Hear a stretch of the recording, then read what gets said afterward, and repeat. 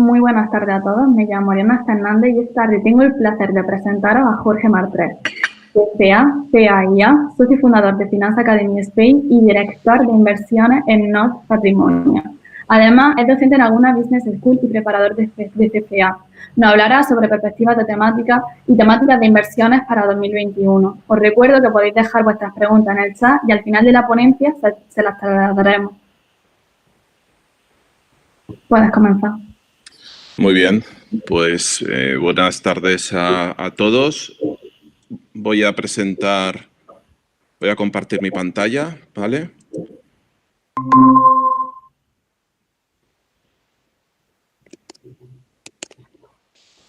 Vale, perfecto.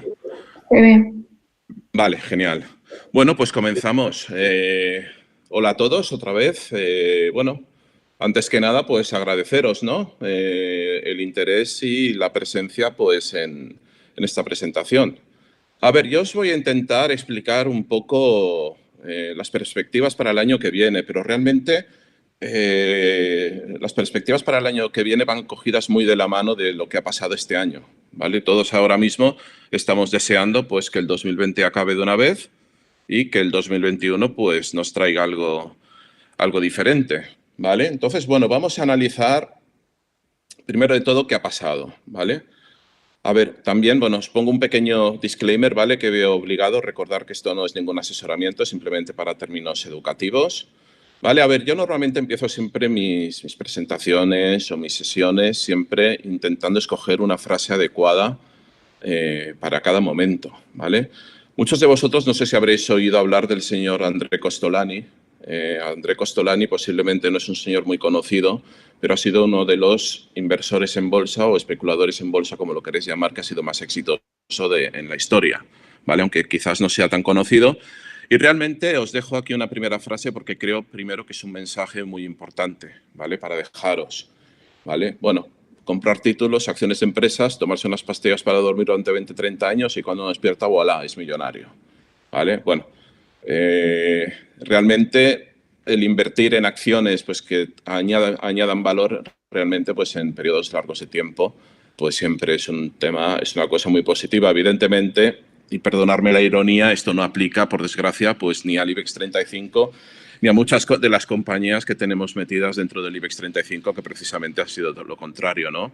Si te ponías a dormir 20 o 30 años y te has levantado con según qué empresas del IBEX 35, pues te vuelves a dormir otra vez, ¿vale?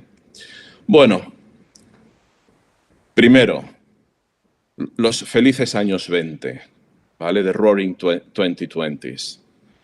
¿Vale? Como sabéis, hace 100 años tuvimos los felices años 20, ¿vale? Que acabaron realmente de forma, bueno, trágica, por decirlo de alguna manera, con el crack del 29. ¿Vale? A ver, esta es una portada de Money Week, ¿vale? Que se está difundiendo mucho pues, por redes sociales y que realmente creo que es absolutamente muy adecuada, ¿vale? Para intentar ver hacia, como mínimo, uno de los posibles escenarios hacia donde podemos ir, ¿vale? También hay otros escenarios pues, completamente diferentes hacia los que podemos ir, ¿vale? Pero fijaos que es curioso porque siempre nos creemos pues, que lo último es nuevo y lo que pasa actualmente no ha pasado nunca, ¿vale? Ahora si hablamos de Machine Learning, inteligencia artificial, Deep Learning, 5G, 6G, preparaos para el 6G dentro de 10 años, que multiplica por 10 la velocidad de subida y bajada de datos. Siempre nos creemos realmente que lo último que tenemos evidentemente es lo mejor, ¿vale? Pero también os puedo decir pues, que hace 100 años precisamente tuvimos una revolución tecnológica importantísima y además hay una similitud muy importante entre lo que pasó en los años 1919-1920 con lo que está pasando actualmente, 2019-2020.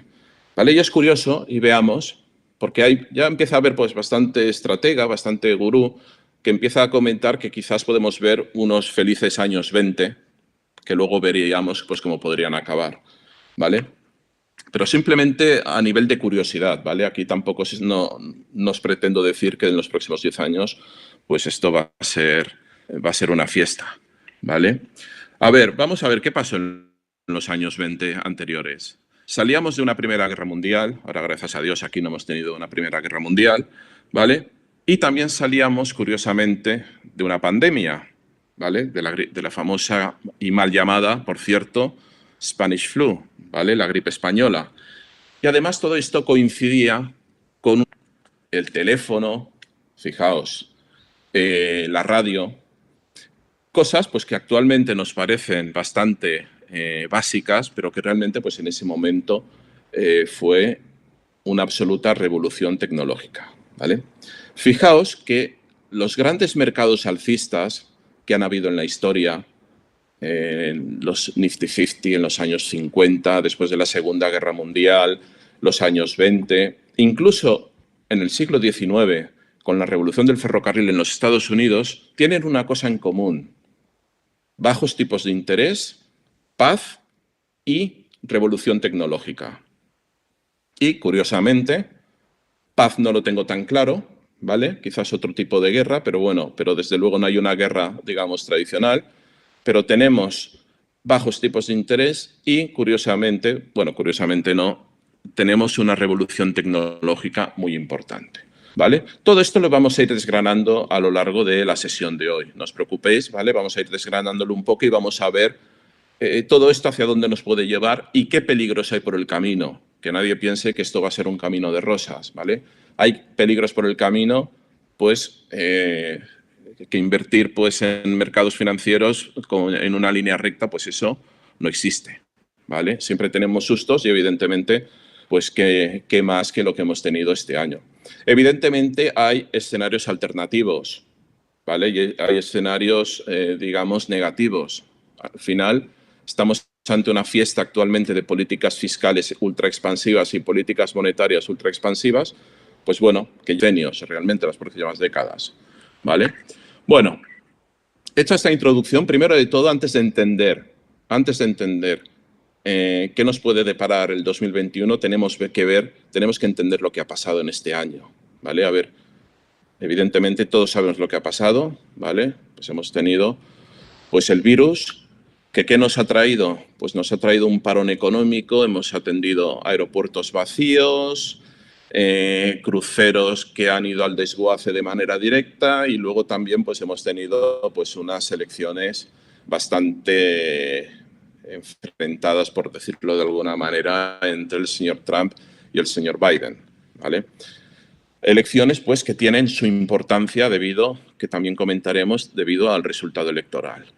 Pero hay una cosa que sí es importante. Hemos tenido un parón económico como jamás se había visto, ¿vale? O sea, realmente es como si vas en un coche, en un deportivo a 200 por hora y prácticamente te has frenado en seco en apenas unos pocos metros, ¿vale? Pues realmente esto es lo que ha pasado, ¿vale? Aquí tenemos, pues, aquí no me extenderé mucho, estas gráficas ya las sabéis de memoria, por desgracia, las olas que hemos tenido en el COVID. Hemos tenido, pues, este año se va a recordar como el año del gran confinamiento, ¿vale? The Great Lockdown 2020. Y es así como se va a recordar en los libros de historia. Y dentro de 100 años, pues, aquellas personas que estén estudiando historia económica, ya os puedo asegurar pues, que estudiarán con detenimiento el 2020 y lo que viene y los próximos años, pues que van a ser bastante interesantes, ¿vale? A ver, fijaos cosas que han pasado. Primero de todo, hemos tenido una caída del consumo prácticamente en seco. Todos hemos dejado de viajar.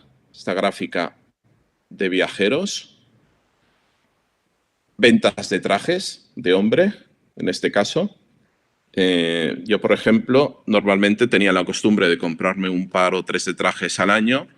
Bueno, yo creo que hace ya aproximadamente 12, 18 meses que no me compro un traje, ¿vale? Entre que trabajo en una empresa con un business casual, una política business casual, y también pues lo que ha pasado, pues yo he dejado de comprarme trajes. Y como yo, pues muchísima gente, trajes, zapatos, etcétera, etcétera, ¿vale? No hace falta vestirte para ir a la oficina. O como mínimo, a lo mejor vas a la oficina un día o 2 días a la semana, ¿vale? Evidentemente los que puedan estar haciendo teletrabajo, ¿vale? Evidentemente esto tiene un efecto económico importantísimo, ¿vale? Y realmente pues hay sectores pues que ya veremos si se recuperan o cómo se recuperan, Pero por contra, tenemos un cambio absoluto en lo que es la forma de consumir, ¿vale? Fijaos, yo me acuerdo hace unos meses, ¿sabéis? Las empresas cada trimestre presentan resultados trimestrales y, bueno, hacen un conference call, hacen una presentación, ¿vale? Y en el mes de junio, en julio, en la presentación de resultados del segundo trimestre de Microsoft, pues Microsoft, normalmente en presentación de resultados, el CEO de la compañía, el CFO de la compañía, pues comentan un poco, aparte de los temas contables, pues evoluciones, cómo va el negocio, guidelines de la compañía, ¿vale? Pues comentaban un tema muy interesante y que realmente es importantísimo y nos tiene que hacer reflexionar. Nos comentaban que estaban viendo que muchas empresas que tenían procesos de digitalización, que los tenían planeados para periodos de 3 a 5 años, pues que los habían llevado a cabo en apenas un par de meses, ¿vale? O incluso semanas. ¿Esto qué quiere decir? Lo que quiere decir es que se ha acelerado de una manera estructural un cambio, digitalización de empresas de una manera, aunque haya sido por obligación. Y os voy a poner un ejemplo muy rápido, ¿vale? Imaginad la empresa habitual, pues que todavía tiene sus archivos informáticos pues, en discos duros y que ni siquiera se habían planteado en tener toda la información en la nube, ¿vale?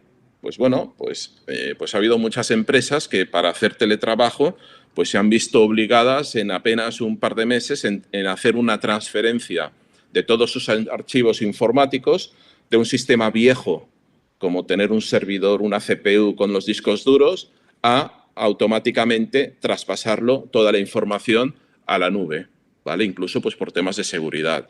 Y por ahí pues podríamos hablar pues de cientos de procesos informáticos o de cientos de procesos de digitalización y de trabajar en la nube pues que han llevado a las empresas, ¿vale? Por esto, muchas veces cuando se dice es que las empresas como Microsoft, como Alphabet, las empresas como Facebook, las grandes tecnológicas, no han dejado de subir. Han seguido subiendo porque este tipo de empresas han seguido ganando dinero. Y al final la bolsa lo único que refleja son los beneficios empresariales.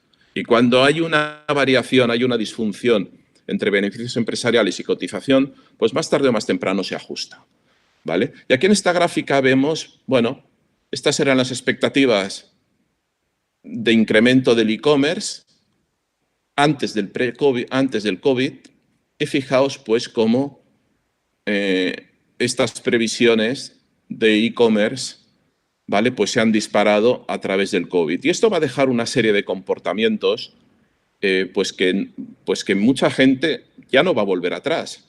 Es muy posiblemente en el día a día y posiblemente vosotros mismos o incluso en vuestras familias, pues podréis ver que habéis estado comprando por Internet pues durante todos estos meses de confinamiento y es muy posible pues que toda esta política de seguir comprando por Internet, vosotros o vuestros familiares, vuestros padres o vuestros familiares en general, pues posiblemente han descubierto que es más cómodo que se lo traiga alguien y que no tienen que bajar a la calle para hacer esas compras, ¿vale? Pues eso evidentemente es un tema que es estructural y que está ahí para quedarse, ¿vale? Que nadie pretenda ponerle vallas al campo.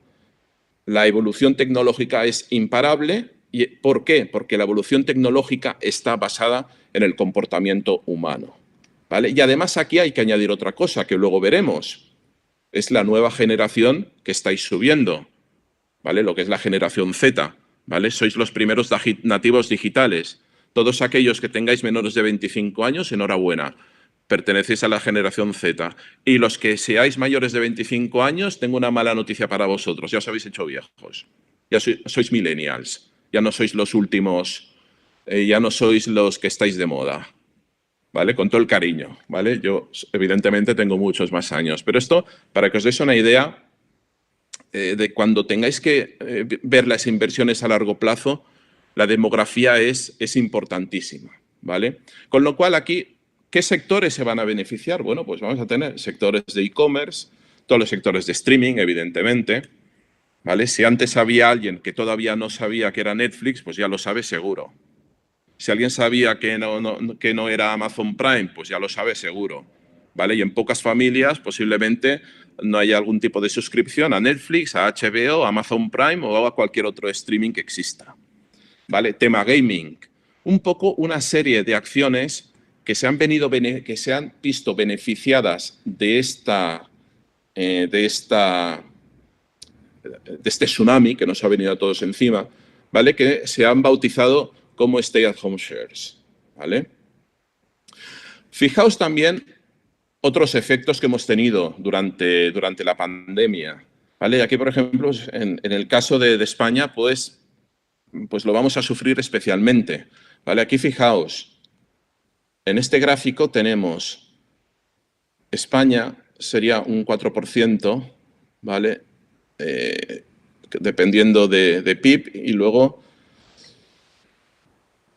Portugal y Grecia, pues aún con una dependencia mayor que la nuestra, ¿vale? Esto también es importante en el caso que cuando hablamos de España. Italia es un país muy turístico, Francia, sabéis que es el país más turístico de Europa, pero ¿qué pasa? Ellos tienen un nivel de industria tan elevado que hace que, aunque en números absolutos su industria turística sea muy importante, si lo comparas respecto al total del PIB, pues bueno, evidentemente que hace mucho daño, pero no es el drama que tenemos en España y que incluso en Portugal e incluso podemos tener en Grecia, ¿vale?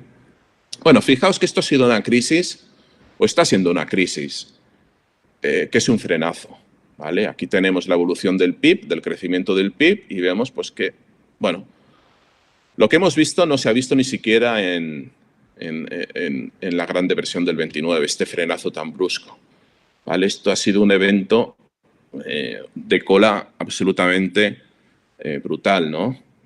Temas de desempleo se han disparado, ¿vale? Incluso pues a nivel global pues absolutamente pues se han disparado, ¿vale? Aquí, bueno, esta es la situación que nos hemos encontrado a nivel económico, ¿vale?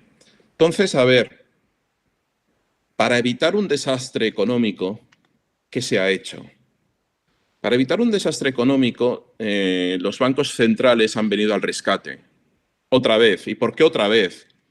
Pues porque, bueno, porque ahora nos estábamos acabando de recuperar de la crisis del 2008, del 2009, y en Europa, sobre todo, también luego de la crisis de la deuda del 2011, ¿vale? Recordad cuando Grecia hizo default, ¿vale? Y en España, pues estuvimos también muy cerquita de hacer default, y el señor Mario Draghi, con aquellas famosas palabras de whatever you need, whatever it takes, ¿vale?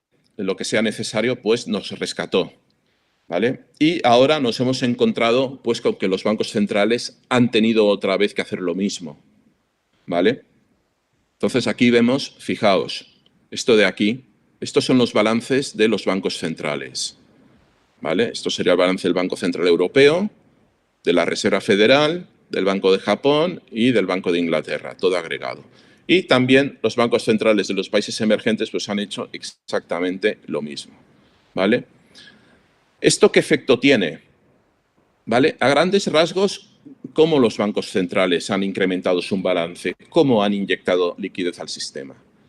¿Vale? Han inyectado liquidez al sistema vía dos maneras diferentes.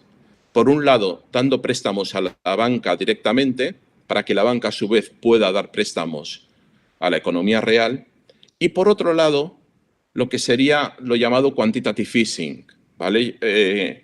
La compra masiva de renta fija, tanto de bonos del Estado como de empresas, ¿vale? ¿Esto qué ha hecho? Esto ha hecho pues, que los tipos de interés, fijaos que estábamos aquí antes de la crisis, ya veníamos de una tendencia en los últimos años de reducción de tipos de interés, este es el tipo de interés a 10 años, pero fijaos cómo el tipo de interés a 10 años ya con la crisis se ha visto, bueno, en este caso la línea azul es Estados Unidos, ¿vale? Que lo llegó a bajar por debajo del 1%, y fijaos en el caso la línea verde en Alemania, ¿vale? En Alemania ya veníamos de tipos de interés negativos y ahora mismo, pues fijaos, un bono del Tesoro alemán, un Bund, a 10 años, tiene una TIR negativa del 0,7%, 0,6%, depende del día, ¿vale? Y en España, ahora mismo, los tipos de interés a 10 años están al 0%. ¿Esto qué importancia tiene? Esto es crucial, porque esto nos permite a nosotros financiarnos, pedir prestado dinero al 0% de tipo de interés. Incluso en la última subasta de bonos del Tesoro que se ha hecho esta semana, el Reino de España ha emitido bonos a 10 años a tipo de interés negativo, lo cual quiere decir que quien compraba esos bonos no solo no recibía un interés, sino que ha pagado un tipo de interés, ¿vale? Esto, evidentemente, ¿para qué hace esto el Banco Central Europeo? El hecho de tener los tipos tan ultra bajos hace que los estados puedan endeudarse con un, digamos, reducido coste de financiación, ¿vale? Por tanto, claro, en España, si tenemos un 140%, nos vamos a ir al 140% de deuda del PIB, pero si esta deuda tiene un coste de financiación del 0%, bueno, pues puede ser relativamente sostenible en el tiempo. Ahora, cuidado que esa deuda no se vaya a tipos de interés del 4 o del 5% en un futuro, porque entonces sí, pues que tendríamos un problema muy grave de solvencia, incluso a nivel de país, ¿vale? Pero esto no solo le pasa a España, le pasa a Estados Unidos y le pasa a muchos países. Le pasa a Francia, le pasa a Italia, a Alemania no, ¿vale? O sea, que realmente es un problema absolutamente global, ¿vale? Bueno, aquí fijaos, este gráfico es muy interesante. Esta es la historia de las intervenciones de la Reserva Federal, ¿vale? Este es el balance de la Reserva Federal en los últimos 12 años, ¿vale? Perdón, 14 años, digamos, de crisis. Aquí tuvimos la crisis del 2008, ¿vale? Y aquí, pues, empezamos a tener políticas monetarias de emergencia por los bancos centrales que no se han levantado prácticamente nunca. QE significa Quantitative Easing, ¿vale? Durante todo este tiempo, los bancos centrales, en la línea de abajo es el Banco Central Europeo, ¿vale? Fijaos que durante estos periodos de tiempo los bancos centrales han inyectado liquidez al sistema, pues, para mantener los tipos bajos y también intentar hacer, pues, que la economía intente recuperar lo mayor posible con tipos de interés bajos, ¿vale?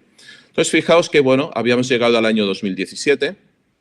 En el 2017 incluso la Reserva Federal Americana hizo un intento de reducir o de dar la vuelta a esta política ultra expansiva, lo que se le llamó el quantitative tightening, ¿vale? Y fijaos que ya a finales del año pasado volvieron a tomar la política expansiva monetaria y aquí, en este punto, es cuando salta la crisis del coronavirus, ¿vale? Cuando salta la crisis del COVID-19. Fijaos que el incremento del balance es absolutamente brutal, ¿vale? Y realmente no hay otra palabra.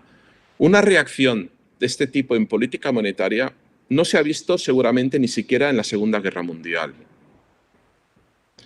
Y en la zona euro ha pasado exactamente lo mismo con el Banco Central Europeo, ¿vale? Aquí tuvimos los Quantitative Easing y aquí tenemos el programa PEPP, ¿vale? Que es el Pandemic Emergency Purchasing Program, ¿vale? Que es el programa de compra de deuda, ¿vale? Que lo que han hecho pues los bancos centrales es aumentar el tamaño del balance, ¿vale?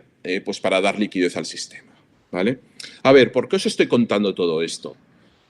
Os estoy contando todo esto porque para entender qué nos puede deparar el futuro, hemos de entender qué es lo que se ha hecho, ¿vale? Entonces, los bancos centrales nos han sacado de un problema muy importante, pero ¿qué contrapartidas negativas hay? ¿Vale? Fijaos, aquí tenemos los déficits, ¿vale? En este caso, déficit presupuestario, ¿vale? Fijaos que, por ejemplo, en Estados Unidos, en Reino Unido, Japón, fijaos en el año 2020 los déficits cómo se han disparado, ¿vale? Se han disparado de una manera brutal. Fijaos, la zona euro. La zona euro es engañosa, porque aquí tenemos metido a Alemania, y Alemania tiene superávit, ¿vale? Si sacáramos Alemania y solo pusiéramos una barrita pues con los países periféricos, Portugal, Grecia, España, Italia y Francia, ojo con Francia, pues esta barrita pues sería evidentemente mucho más grande, ¿vale? Y a nivel geopolítico, yo no soy un experto en geopolítica, pero a nivel geopolítico es interesante ver cómo determinados países como Rusia, como India y como China, ¿vale? A pesar de tener déficits relativamente importantes, son déficits mucho más reducidos que los que tenemos en las economías occidentales. Sí, gráfico de la derecha, ¿vale? Aquí tenemos la deuda del Estado en porcentaje del PIB. Estados Unidos casi al 140%, Reino Unido ya por encima del 100%. La zona euro por encima del 100% ya. En el caso de España sobre 130, 140. Amigos, fijaos Rusia, qué poquito. India, bueno, India también una deuda alta, lo que pasa es que, claro, estamos comparados con Japón y con Estados Unidos y con la zona euro y casi hasta parece reducido, ¿vale? Pero evidentemente también un nivel de deuda sustancial, ¿vale? Fijaos China, ¿vale? Fijaos que en líneas generales tenemos, ya no solo a nivel geopolítico, sino incluso a nivel de economía global, como los países emergentes, no sé si la palabra emergente es adecuada, ¿vale? Pero es como se les denomina, pues en líneas generales también tienen unos niveles de deuda mucho más ajustados que los países, digamos, denominados como desarrollados, ¿vale? Bueno, ¿esto en qué situación nos deja? Japón, fijaos que está en un 250 del PIB. Bueno, Japón lleva 20 años en esta situación, ¿vale? Japón, como sabéis, ya hace 25 años estalló su burbuja particular, ¿vale? En aquella época, pues, comprarse un campo de golf en Japón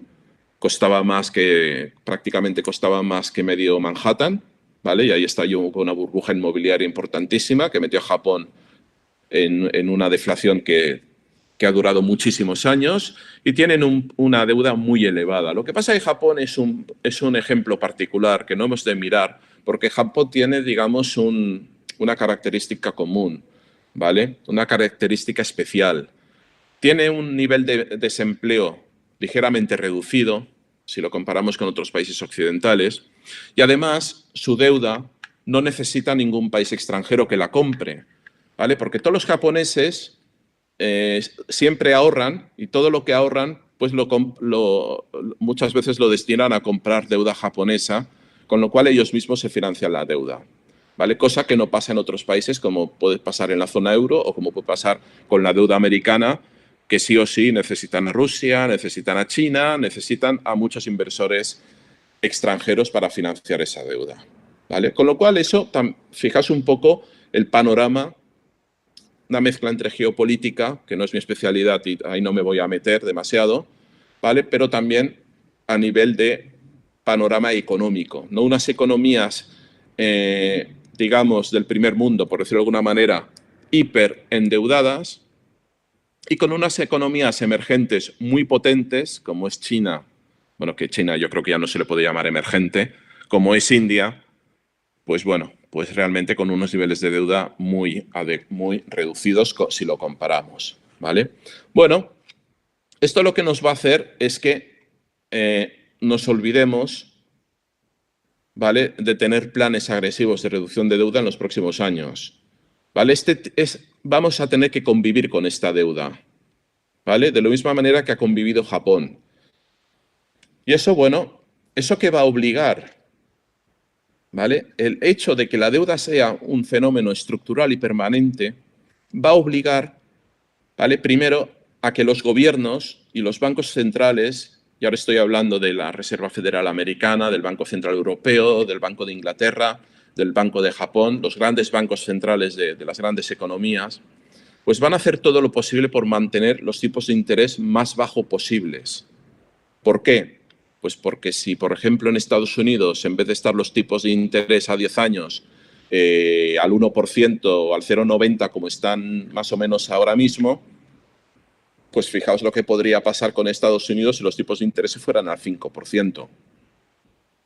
Y lo mismo, pues qué decir de España, ¿no? Tipos de interés al 0% a 10 años, si los tipos de interés se van al 5%, es que no, es que es imposible, ¿vale? Hay una quiebra técnica como país, pero no solo España, ¿eh? Posiblemente Estados Unidos, Francia, Italia, Grecia, etcétera, etcétera. ¿Vale? Por tanto, el esfuerzo que va a haber en mantener los tipos bajos va a ser muy importante. A diferencia del 2008, que como sabéis en el 2008, uno de los errores posiblemente que se hizo, o no, ya veremos, ¿vale? Pero que en el caso de España, de Grecia, de Portugal, nos hizo mucho daño fue las fuertes políticas de austeridad, ¿vale? Que sabéis que es una medicina pues muy amarga, ¿vale? Bueno, lo que está previsto es que durante estos próximos años, en base a las lecciones que hubo durante la crisis del 2008, no se vaya a aplicar esta política de austeridad y se vaya a ser un poco más laxo, ¿vale? En objetivos de déficit, pues en países como el nuestro, como en España, como en Portugal, como en Italia, como en Francia, ¿vale? No tan sujeto, tan estricto como lo fue, ¿vale? ¿Por qué? Pues precisamente para tratar de digerir, y esto no es un tema de un año, ¿vale? Esto es un tema que puede llevar los próximos 5 o 10 años, ¿vale? Para tratar de digerir esta deuda y de retomar crecimiento económico, pues bueno, intentar pues que todo esto, la rueda pues continúe girando, ¿vale? Bueno, aquí simplemente, muy rápidamente, esto es la evolución de la deuda americana, ¿vale? Del déficit americano, ¿vale? Fijaos cómo a principios del año 2000 con la administración Clinton incluso se llegó a un superávit y pues ya desde la crisis del 2001 con las Torres Gemelas, a partir de aquí ya la deuda americana se disparó, ¿vale? Más gasto militar, más guerras, etcétera, etcétera, y aquí fue aumentando el gasto cada vez más, ¿vale? Y, por tanto, aquí estamos en una situación pues similar a lo que hemos dicho, unas expectativas de déficit de deuda americana pues permanentes y estructurales, ¿vale? Bueno, espero no haberos asustado hasta ahora. Ahora voy con las buenas noticias, ¿vale? Porque todo en lo que estamos entrando ahora, vamos a entrar en una especie de equilibrio en el cual los bancos centrales van a tener mucho que decir y la agilidad de los banqueros centrales va a ser clave para que todo esto pues, se pueda encauzar más a lo largo de los próximos años, ¿vale? A ver, las buenas noticias. Las buenas noticias es que, en líneas generales, ¿vale? Y ahora, por favor, estoy hablando a nivel global, ¿vale? Porque a nivel local, muchas veces, todos vemos casos pues, que actualmente empiezan a ser un poco dramáticos, ¿vale? Estoy hablando ahora mismo de un entorno económico global, ¿vale? No me estoy refiriendo a España. España, por desgracia, va a ser un caso particular que nos va a costar un poco más salir de esta, pero sobre todo por la turismo de dependencia, ¿vale? De todas formas, yo ahí también os digo, soy optimista, ¿vale? La gente que le gusta viajar, y entre todos vosotros estoy convencido que a muchos de vosotros os gusta viajar, en cuanto se abran los aeropuertos y no tengáis el miedo a contagiaros, estoy convencido que correréis a coger un avión, como dice el refrán, como un pollo sin cabeza, ¿vale? Por tanto, estoy convencido que una gran parte de la industria turística es posible que incluso se recupere antes de lo previsto. Evidentemente, aquellas empresas que hayan sobrevivido, ¿vale? Pero hablando en términos globales, ¿vale? Entonces, ¿qué situación tenemos ahora?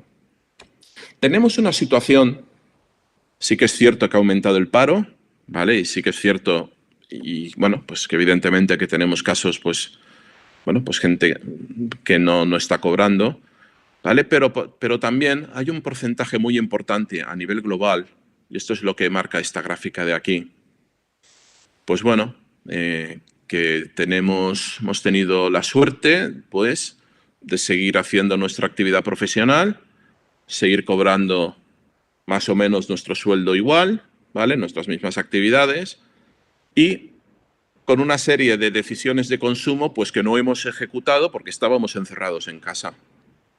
Por tanto, aquí se ha generado o se está generando a nivel global una burbuja de liquidez muy fuerte, ¿vale? Burbuja de liquidez que en muchos casos son decisiones de consumo aplazadas.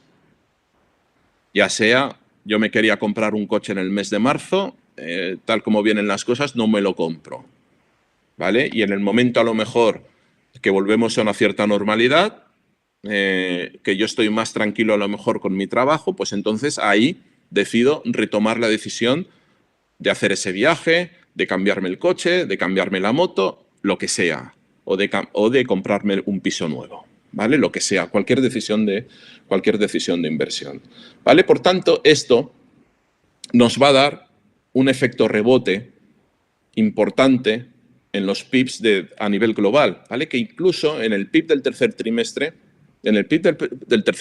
ya se vio, ¿vale? Que vimos subidas del PIB realmente espectaculares, ¿vale? En el tercer trimestre, ¿vale?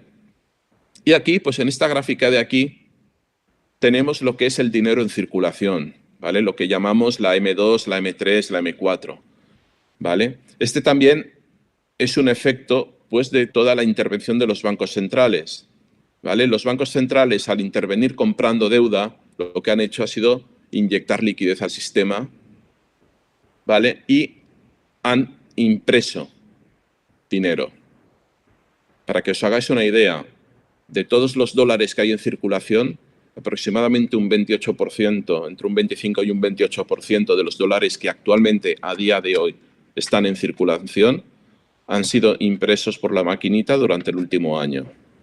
Y eso, evidentemente, también va a ser un factor pues, que vamos a tener en cuenta, como veremos más adelante, a la hora de tomar decisiones de inversión y de ver hacia dónde pueden ir las cosas, ¿vale? A ver, antes de continuar, es importante que entendamos qué diferencias hay en esta crisis con la crisis del 2008. Mucha gente dice, esta crisis es mucho peor que la del 2008. ¿Vale? Bueno, a día de hoy, la crisis actual, aunque a nivel personal sea duro a veces decirlo, ¿vale? Por las cosas que estamos viendo cada día en la televisión, que realmente son muy duras, pero a nivel global, la crisis actual no tiene nada que ver con la del 2008, gracias a Dios, ¿vale? Y una de las razones por las cuales la crisis actual no tiene nada que ver con la del 2008 es que precisamente los gobiernos y los bancos centrales aprendieron de los errores tan importantes que cometieron durante la crisis del 2008. Fijaos, en Europa, en la crisis del 2008, yo me acuerdo que en el año 2009, en el año 2009, en Europa, el Banco Central Europeo aún seguía subiendo tipos de interés, cuando realmente el mundo prácticamente se estaba deshaciendo, ¿vale? Y en Europa seguíamos subiendo tipos de interés con una ortodoxia monetaria muy agresiva, que realmente, me acuerdo, los que estábamos en mercados en aquella época nos llevábamos las manos a la cabeza. La Reserva Federal Americana fue mucho más ágil, como suele ser habitual, y enseguida bajó tipos de interés a nivel de emergencia. Pero en Europa seguíamos subiendo tipos de interés. Y en una crisis horrorosa, en la zona euro teníamos tipos de interés al 4,5%. Con lo cual, claro, en Europa nos encontramos en una situación que evidentemente el ciclo económico europeo pues, va 2 años por detrás del ciclo económico en Estados Unidos, normal. Y en el futuro pues, volverá a pasar lo mismo, ¿vale? Porque la flexibilidad de una economía y de las decisiones en un sitio y en otro pues, no tiene nada que ver, ¿vale? Pero dicho esto, la lentitud de actuación, sobre todo en la zona euro, agravó mucho la crisis del 2008, ¿vale? Y en esta crisis, la respuesta de los bancos centrales y de los gobiernos ha sido absolutamente espectacular e inmediata. Si no hubiera habido esta respuesta inmediata de los gobiernos y de los bancos centrales, la situación actual sería absolutamente, si ya es preocupante, ahora mismo la situación actual sería absolutamente dramática, ¿vale? Y nos habría enfocado a una depresión económica que posiblemente hubiera durado muchos años, ¿vale? Aquí, evidentemente, estoy teniendo el supuesto de que nos empezamos a vacunar todos y que realmente todo este proceso de vacunación, todo este proceso, digamos, de control de la enfermedad se va a resolver durante este año, ¿vale? Este, evidentemente, es el gran cisne negro que tenemos para el año 2021, que por alguna razón las vacunas no funcionen, haya una mutación del virus que, no sé, que hagan que estas vacunas no sean válidas, y ese es un poco el gran cisne negro, ¿vale? El gran escenario alternativo negativo que tenemos para el 2021, principalmente. Hay algún otro que luego comentaré, pero principalmente este, ¿vale? Ahora, en un escenario central, que yo personalmente tengo toda la confianza, ¿vale? De que hay un control de la enfermedad, yo lo que estoy convencido, yo creo que incluso la recuperación económica que puede haber, ahora hablo a nivel global, incluso puede sorprender incluso al alza, en positivo, ¿vale? ¿Y en qué me baso para decir esto? Primero, me baso en dos cosas. Primero, la recuperación de los PIBs a nivel global en Estados Unidos, incluso en España, en la zona euro, que ha habido en este último trimestre, pues que ha sido verano y todos hemos podido consumir, etcétera, ¿vale?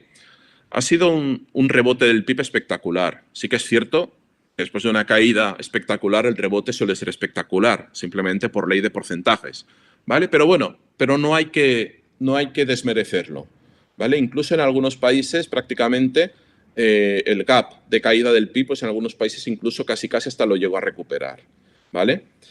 Este es el primer factor. Y el segundo factor es China, ¿vale? China nos está sirviendo como laboratorio para ver qué pasa en una época post-COVID. ¿Y en China qué estamos observando? Bueno, en China lo que estamos observando es que estamos teniendo unos niveles de recuperación económica espectaculares y que en estos momentos, por ejemplo, esta semana han salido datos de producción industrial en China, pues que están que ya están por encima de niveles de producción industrial antes de la enfermedad, ¿vale? Y un poco por el efecto este de consumo retrasado y de volver un poco a la normalidad. Y creo, ¿vale?, que a nivel global, China, que en este caso, de la misma manera que China tuvo la primera ola de la enfermedad, China también está liderando al haber sido el primer país, pues que es un buen laboratorio ¿vale? Por eso creo, ¿vale?, y hay mucha gente que lo cree, que incluso la recuperación económica puede sorprender al alza, ¿vale? Ya para acabar esta parte de diferencias entre 2008 y 2020, es muy importante que entendáis qué se ha evitado en el 2020 que no se pudo evitar en el 2008, ¿vale? Tenemos una economía, el sector industrial, tenemos las familias y tenemos la banca, ¿vale? En el 2008, ¿qué pasó? En el 2008, lo que pasó es que hubo una crisis que hizo, como sabéis, que el precio de los inmuebles en Estados Unidos se desplomara, ¿vale? Al desplomarse el precio de los inmuebles, ¿qué pasó? Pues que muchos bancos que habían prestado dinero a tenedores de hipotecas, pues los tenedores de hipotecas dejaron de pagar las hipotecas y hubo bancos pues, que tuvieron problemas e incluso hubieron varias quiebras, ¿vale? ¿Qué pasa? Cuando un sistema financiero está enfermo, como en el 2008,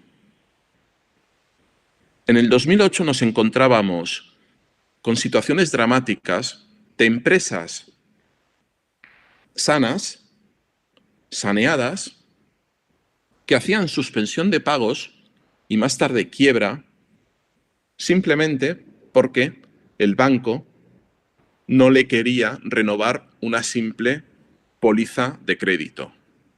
Lo normal que tienen las empresas, ¿vale? Para el circulante. Y estoy hablando de pólizas de crédito de circulante, ¿vale? Que las empresas, ¿sabes? Tienen una póliza de crédito, pues para pagar la nómina, si voy un poco corto de cash este mes, pues tiro de la póliza de crédito y pago la nómina. Gestión del circulante pura y dura, en definitiva. Pues este tipo de pólizas del día a día se dejaron de dar a las empresas. Y te encontrabas empresas absolutamente sanas, pues que de golpe entraban en suspensión de pagos. Entonces, ¿qué pasa?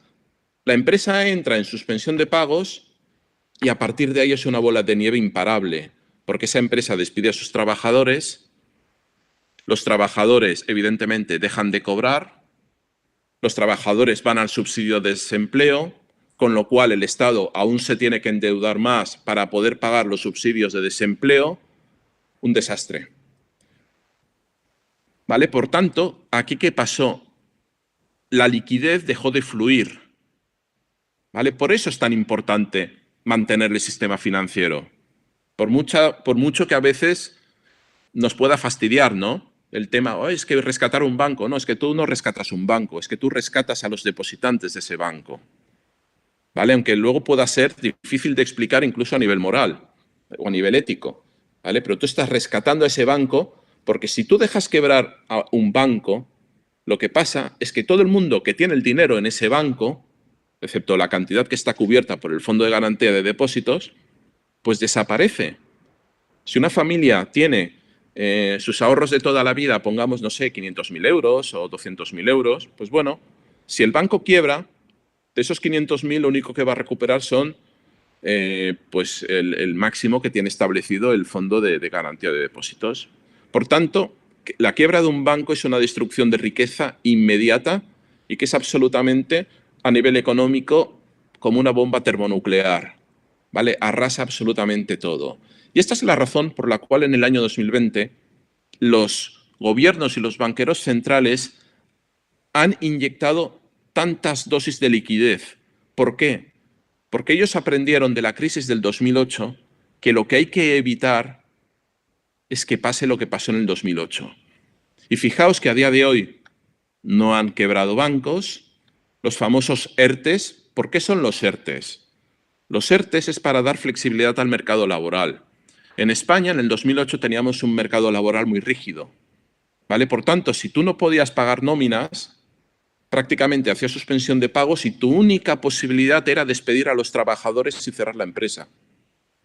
El ERTE es una medida que te permite, al menos evidentemente si se alarga mucho en el tiempo, lo que te permite es pues, no tener que despedir a la empresa, reducir tus gastos y mientras pasa la tormenta, pues a ver si cuando pase la tormenta retomamos la economía, ¿vale? Porque al final, si una empresa cierra, eso se pierde, eso es irreversible.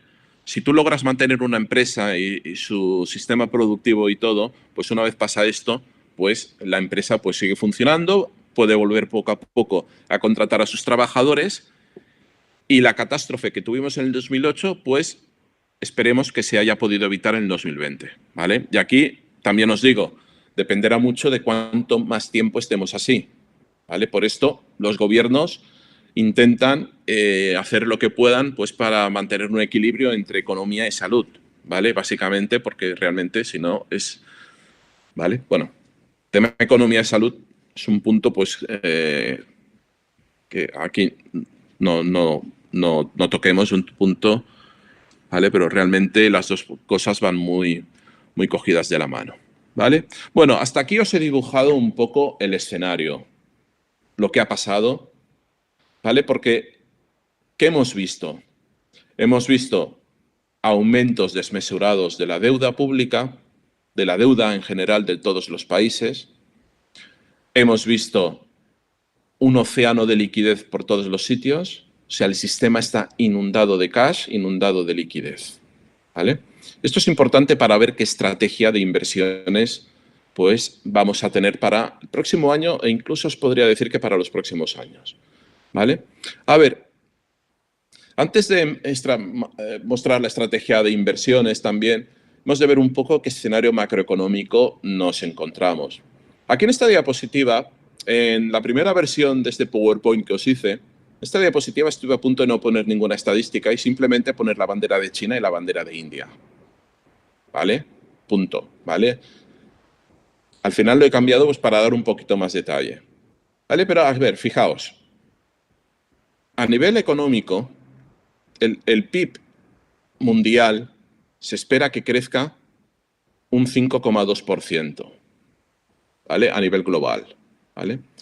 Pues fijaos de dónde viene el crecimiento.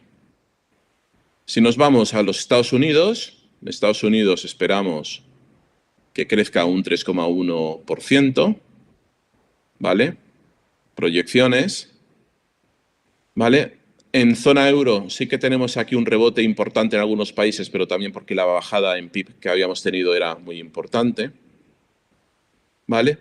Pero fijaos que a nivel agregado el crecimiento del PIB mundial viene de economías emergentes, ¿vale? Y más en concreto estamos hablando de China con un 8,2% y India prácticamente con un 8,8%, ¿vale? Y luego otros países, pues ASEAN, pues que estaremos en un 6,2%, ¿vale? O sea, un poco a nivel agregado vemos que actualmente el mundo, el crecimiento del Producto Interior Bruto del mundo viene dado sobre todo desde los países emergentes y sobre todo viene dado evidentemente de China y sobre todo también de la India, ¿vale? La India pues lo ha pasado muy mal con la enfermedad, pero realmente la India será uno de los países que se van a recuperar de una forma más virulenta, ¿vale? Una vez volvamos a una cierta normalidad y que de hecho ya se está viendo reflejado en sus números,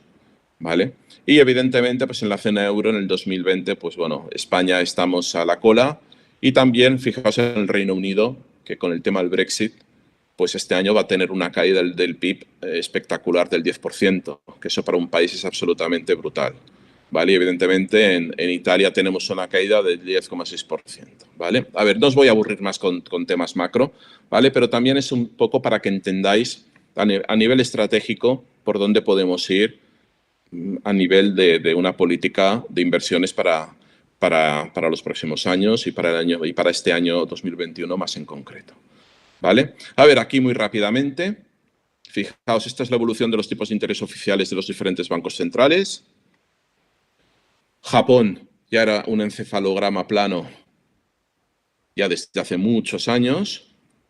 Esta es la curva americana, que fijaos como en Estados Unidos, una vez pasa, se bajaron tipos de manera agresiva y de emergencia, prácticamente a niveles cero. Y bueno, y en la zona euro, pues prácticamente desde los últimos años ya tenemos tipos de interés negativo. Y bueno, ¿qué efecto tiene todo lo que estamos hablando? Pues bueno, pues que vamos a pasarnos muchos años con tipos de interés cero, ¿vale?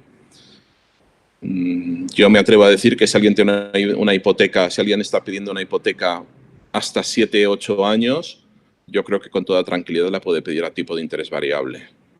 Si es a más de 10 años, pues ahí la cosa a lo mejor puede cambiar, ¿vale? Pero realmente hipotecas a corto plazo de 5 a 10 años, mi opinión personal es que vale la pena perfectamente que corréis el riesgo de fluctuación de tipos de interés porque la zona euro no subirá tipos de interés. Es porque no puede. Si la zona euro sube tipos de interés, España tiene que salir del euro, Francia tiene que salir del euro y se rompe el euro directamente. Por tanto, los próximos 10 años y con los niveles de deuda tan astronómicos que tenemos, es prácticamente imposible que el Banco Central Europeo suba tipos de interés en un largo periodo de tiempo, ¿vale? Pueden ser 5, pueden ser 10, no lo sé. En Japón se ha pasado más de 15 años o 20 años con tipos de interés casi cero. Por tanto, bueno, aquí estamos hablando en cierta manera de una japonización económica, ¿vale? Por tanto, esto es importante de cara también a estrategias de inversión. Bueno, estas gráficas ya las hemos visto, ¿vale? Son las de tipos de interés y las de deuda, ¿vale? Los tipos de interés también a largo plazo, a 10 años, se van a mantener muy bajos también, ¿vale? Y estos serían lo que serían los diferenciales, las famosas primas de riesgo, los spreads de crédito de los diferentes tipos de deuda, tipo high yield, deuda investment grade, etcétera, etcétera. ¿Vale? Aquí vemos los spreads de crédito, pues que después de una ampliación por la crisis puntual, pues realmente toda la intervención brutal que ha habido de los bancos centrales, pues ha hecho que los spreads de crédito se reduzcan también a niveles, pues muy importantes, ¿vale? Incluso pues, esperamos que vuelvan a niveles pre-crisis, ¿vale? Fijaos la importancia también de los tipos de interés corporativos, ¿vale? Porque estamos hablando de tipos de interés en España al cero, ¿vale? Pero, por ejemplo, hay compañías, no sé, Nestlé, perdón. Actualmente el 65% de la deuda corporativa existente en el mercado tiene una TIR negativa.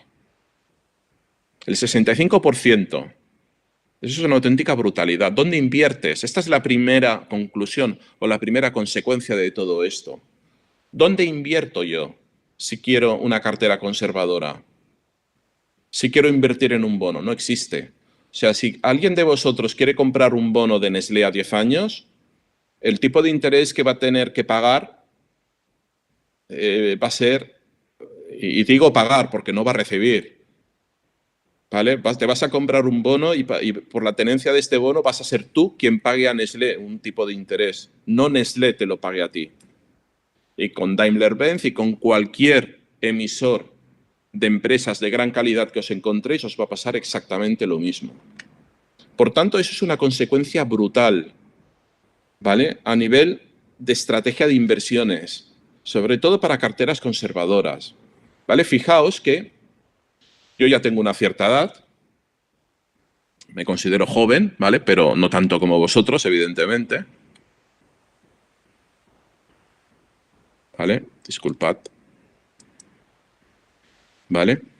Yo ya tengo una cierta edad y, bueno, yo me acuerdo, pues, en determinados momentos, durante los últimos 15, 20 años, pues, bueno, si yo quería hacer una cartera conservadora, bueno, pues lo tenía relativamente sencillo, ¿no? Compraba unos bonos del Tesoro americanos si es en dólares, unos bonos de una gran compañía europea, etcétera, etcétera.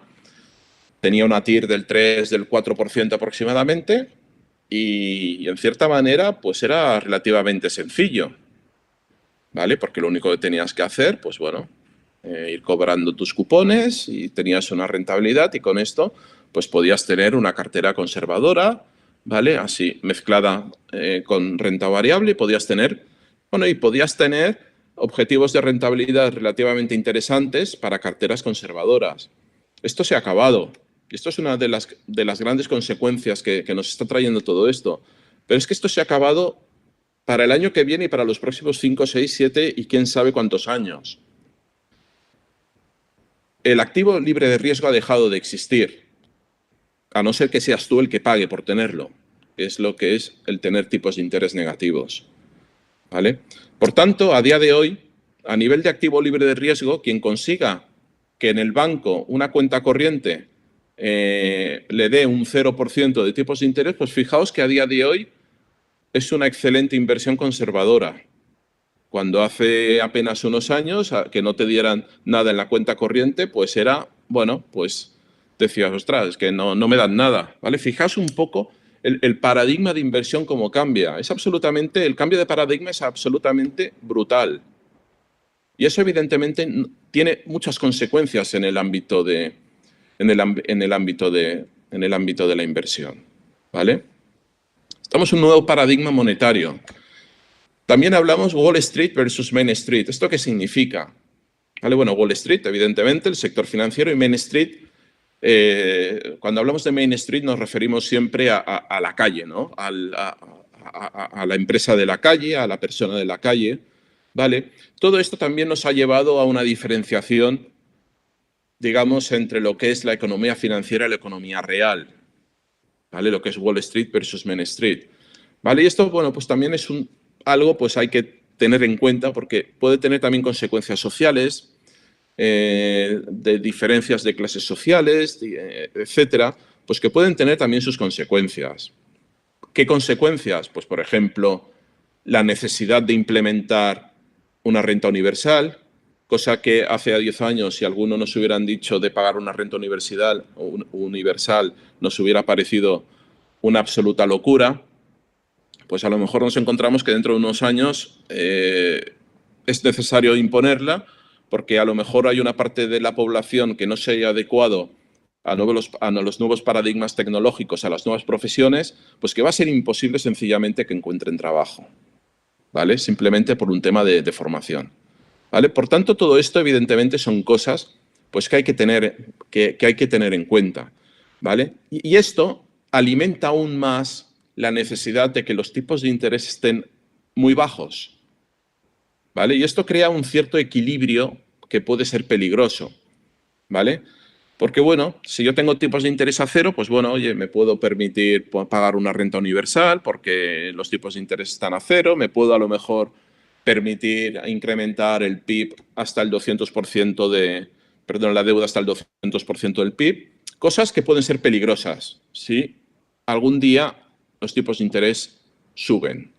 Y la historia dice que los tipos de interés tarde o temprano suben. Y esto es un tema, pues bueno, que puede desmontar este, digamos, delicado equilibrio en el cual estamos todos puestos, ¿vale?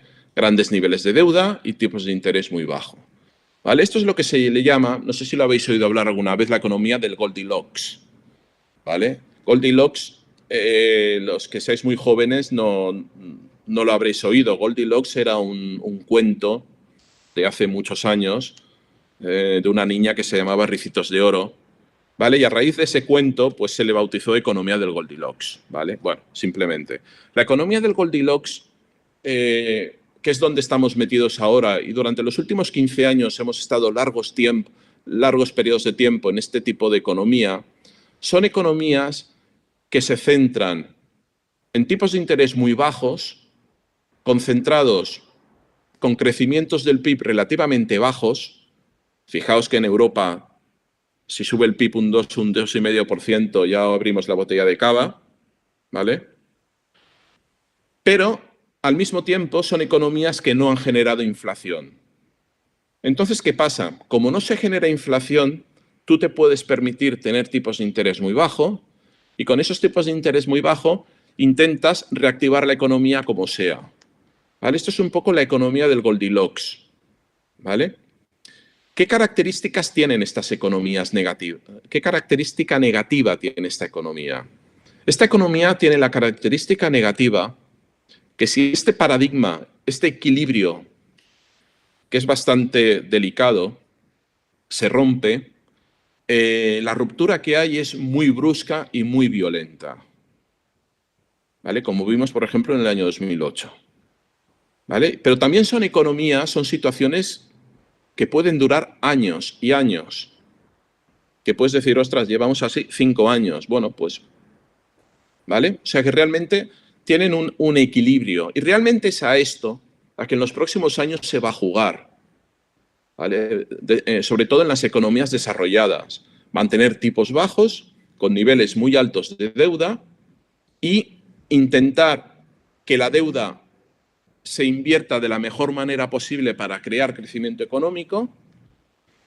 Aquellos países que sean inteligentes pues podrán ser capaces, evidentemente, de tener una senda positiva, y aquellos países pues, que malgasten el dinero en proyectos poco rentables pues no generarán crecimiento en la economía y seguirán aumentando su deuda, ¿vale? Esto es un tema pues, bueno, pues que conocemos bastante pues, en este país, ¿vale? Esto es un poco el equilibrio y hacia dónde vamos en los próximos años.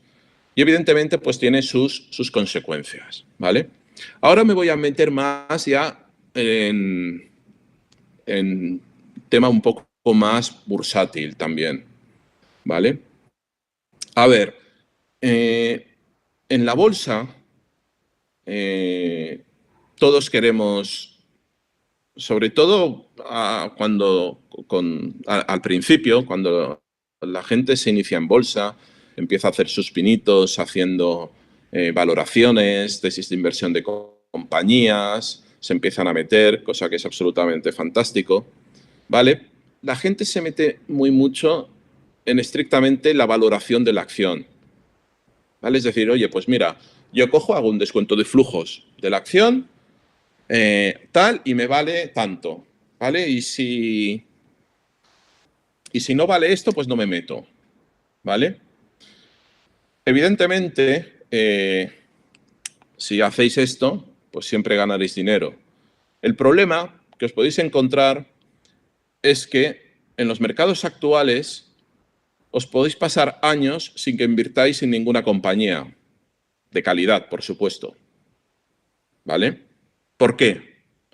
A ver, hay un dicho que lo tengo escrito además en rojo, que este es un consejo personal que os doy para toda la vida a los que os dediquéis a esto, es don't fight the Fed, ¿vale? Don't fight the Fed traducido, no te pongas en medio del camino de la Reserva Federal, no os pongáis nunca en medio del camino de un banco central, porque lo que mueven los mercados en los últimos 20-30 años es sobre todo los flujos de liquidez de los bancos centrales, ¿vale? Y aquí os voy a poner un ejemplo. Aquí tenemos el SP500 en línea roja y en línea azul tenemos el balance de la Reserva Federal Americana, ¿vale? Entonces, fijaos, en el año 2008 tenemos la gran recesión, la quiebra de Lehman, el desplome subprime, etcétera, etcétera. Y aquí fijaos cómo en aquel momento pues la Reserva Federal actuó inyectando liquidez al sistema y aumentando su balance, ¿vale? Lo que fue el primer quantitative easing, ¿vale? Y fijaos que la historia de la bolsa en estos últimos años va... Aquí si hicierais una regresión, sacaréis datos estadísticos, coeficientes de correlación, R cuadrado, etcétera, etcétera, pues os daría unos niveles de correlación, ya os digo yo, muy elevados. ¿Vale? Que fijaos que durante todos estos años, a medida que el balance del Banco Central ha ido subiendo, la bolsa ha ido subiendo. Fijaos en los años 2015 y 2016 cómo se frena, en cierta manera, el incremento del balance, y aquí también se frena un poco. 2015 y 2016 fueron años pues con varios sustos importantes, ¿vale?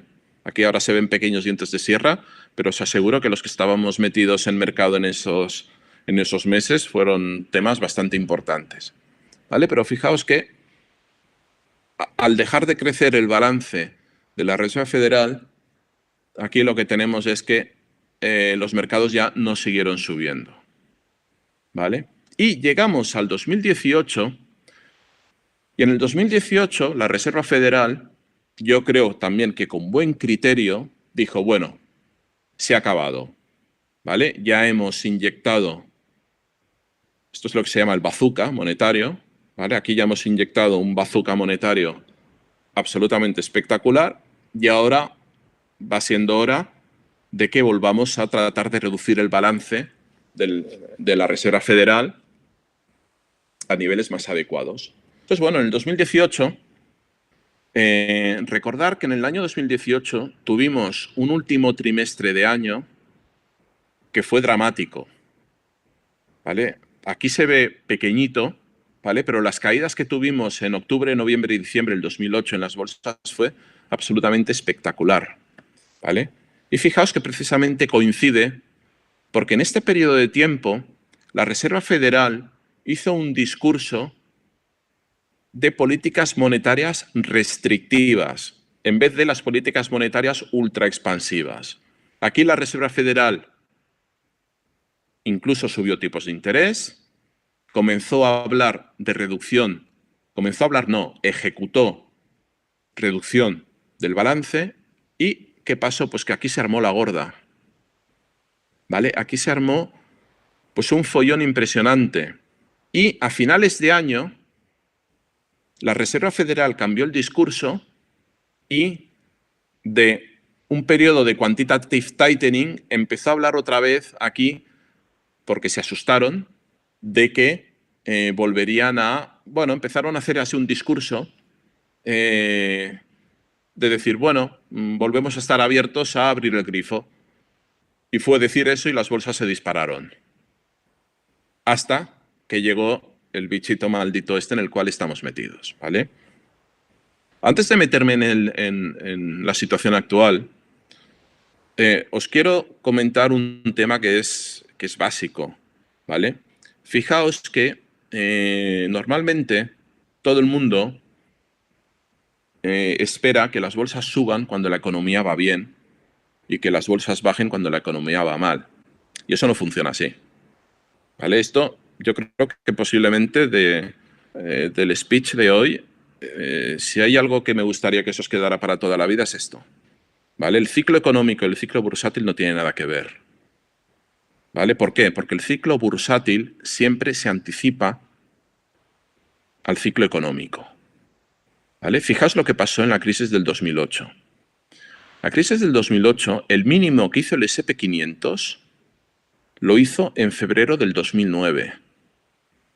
Y os puedo asegurar que en febrero del 2009 la situación económica era dramática, ¿vale? Aquí incluso, yo recuerdo aquí reuniones con colegas, clientes, etcétera, pues que realmente incluso la gente hablaba de poner un huerto en su casa, ¿vale? Para poder plantar patatas para comer, para la familia, ¿vale? Y se hacía un poco de broma diciendo, tú que tienes un piso no tienes huerto, tienes un problema. Yo que tengo casa sí que tengo un huerto, ¿vale? Pues este era el nivel de la situación en el 2009, ¿vale? Que para los que sois jóvenes, imagino que en aquella época no tendríais la conciencia de la situación que había en ese momento. Pues fijaos que en ese momento es cuando el S&P 500 hizo el mínimo y hemos tenido un rally que con algún pequeño mercado lateral y con este socavón que tenemos por el COVID, pues se podría decir pues que todavía seguimos en él metidos, ¿vale? ¿Por qué? Pues muy sencillo, porque las bolsas anticipan, ¿vale? A mí siempre me gusta poner el ejemplo de la Segunda Guerra Mundial. Vosotros sabéis que la Segunda Guerra Mundial acabó en el año 45, ¿vale? Pues bueno, el Dow Jones, el mínimo, lo hizo en el año 43, no en el 45.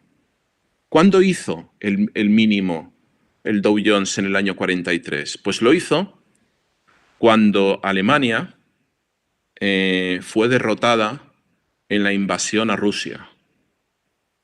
Porque en ese momento, automáticamente ya la percepción que hubo es que Alemania iba a perder la guerra, ¿vale? Y evidentemente ya cuando hubo el desembarco de Normandía el día D en el año 44, pues ya la bolsa pues ya se disparó porque la gente ya lo daba por hecho, ¿vale? Bueno, esto se ha acabado, ¿vale? Esto es un poco cómo funciona el mercado, ¿vale?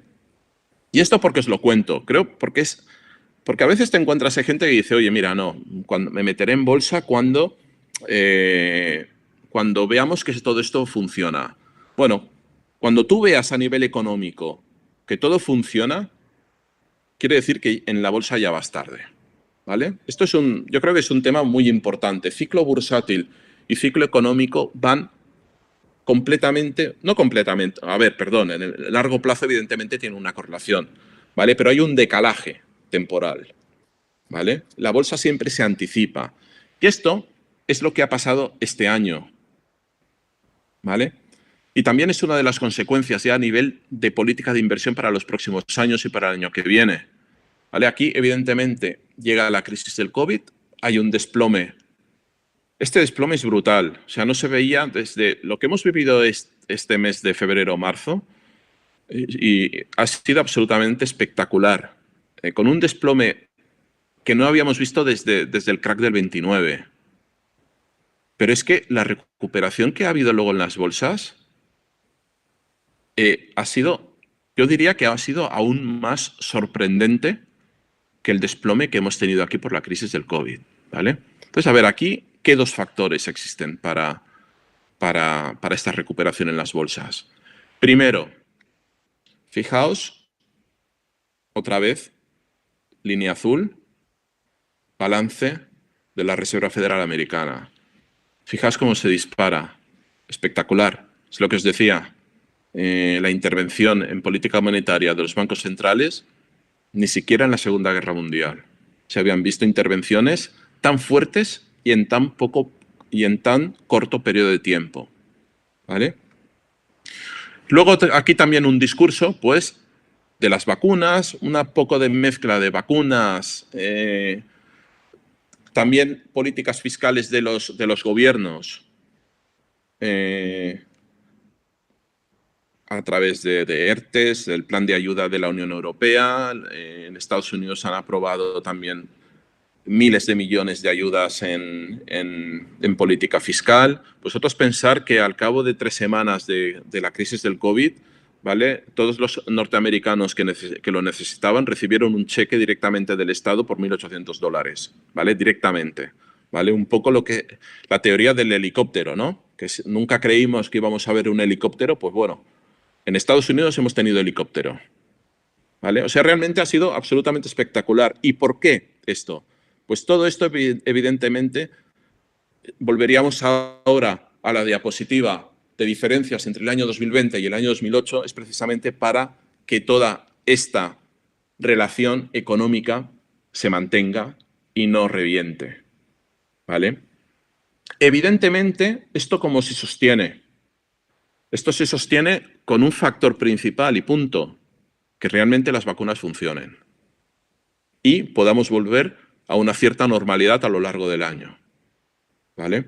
Yo creo, y no sé si es creencia o porque lo quiero creer así, o esperanza, ¿vale? Pero yo creo, a ver, un poco con los datos también, o conversaciones incluso que hemos tenido, o gente experta, pues bueno, yo evidentemente no soy experto en vacunas, me abstendría muy mucho pues, de opinar al respecto, porque mi opinión no sería válida, ¿vale? Pero realmente sí, bueno, el esfuerzo que se ha hecho en el desarrollo de una vacuna ha sido absolutamente brutal. Vosotros pensar que normalmente una vacuna tarda 7 u 8 años en desarrollarla, ¿vale? Y ahora en estos momentos, en menos de un año, pues prácticamente se ha desarrollado, ¿vale? Entonces, bueno, tenemos la de Pfizer, tenemos la de Moderna, tenemos la de Oxford, tenemos la Sputnik, la Sinopharm, la China.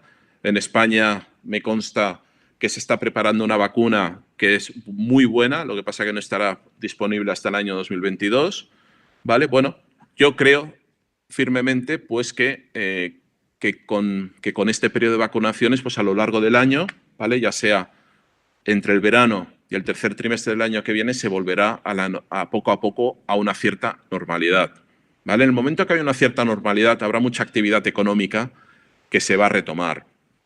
Aquí, evidentemente, el gran peligro es que a más tiempo que pasa, cuando una empresa cierra, esa empresa ya no se puede recuperar, ¿vale? Por eso, tanta importancia pues, en intentar mantener estos planes tipo ERTE o similares que se están implementando en muchos países con tal de que el tejido productivo no se destruya, ¿vale? Porque si se consigue mantener intacto el tejido productivo, las empresas, pues la recuperación económica será pues mucho más rápida, ¿vale? Y esta es la gran diferencia con el 2008. En el 2008, gran parte del tejido productivo se perdió. Muchos bancos, ya sabéis que todavía estamos en España y en Europa asimilando en la banca lo que pasó en aquella época, ¿vale?